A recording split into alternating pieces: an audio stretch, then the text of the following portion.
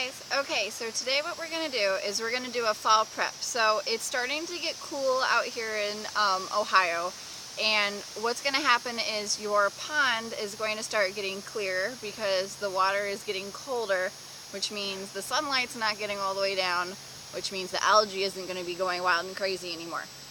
But this also means that we need to take care of some plant matter in the bottom of the pond. I'm going to tell you that a fall prep is different than doing like a spring clean out or a cleaning completely.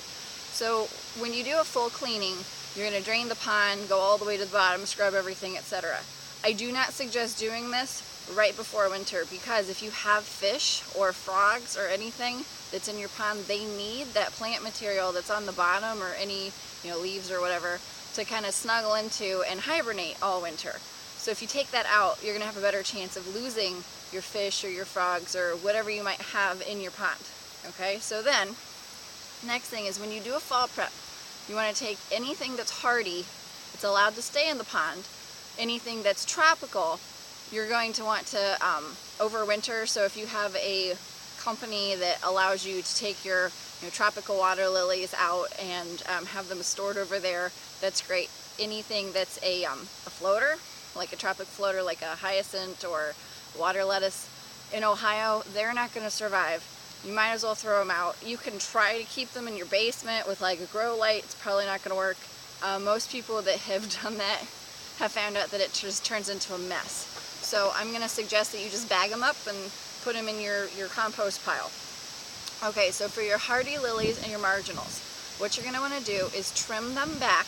Okay, so it's about 3 inches from the pot, and then if you have a lower portion of your pond, you're going to want to put it in the bottom part. So your lily probably wants to be about 3 to 4 feet deep roughly over winter, and then you're going to want to pull it back. If your pond goes like 6 feet deep, don't put it down there. Just put it 3 to 4 feet deep. If your lily has been on the bottom of the pond all summer and that's as far as it goes, that's fine. Leave it there. Just trim it and leave it. If you don't trim, you're going to have gunk in the bottom of your pond. If you're okay with doing a spring clean out, like all the way to the bottom, that's fine. Go ahead and leave it. Not a big deal. I'm not going to tell you not to do it. If you don't want to have to do a clean out every year, go ahead and trim your plants back. A marginal, you're going to want to take it off the shelf and then put it down in the bottom where the lily is. Again, like 3 feet, maybe a little less for a marginal. You might want to try 2 feet. Okay, anything like a waterfall, it's up to you. I usually suggest, I actually leave my waterfalls on all winter. I just have to make sure that the ice isn't getting over the top and crowding it and making it not run. But you don't want to like pour hot water to open the pond up if it freezes all the way across, because that's actually like temperature pollution, and you can hurt your fish that way if they're like hanging out under where the hot water is. They're asleep. They don't know what's going on. Okay, so you want to, if you're leaving your pump in all winter, and it's just like a ornamental fountain pump, you're going to want to take the fountain head off, so it's just like bubbling and just moving water. Moving water can't freeze. So you want to make sure the water's moving, make sure there's an open spot of air so that any of the like CO2 and any gases that are under the ice can escape, so it doesn't kill your fish and it doesn't like hurt them.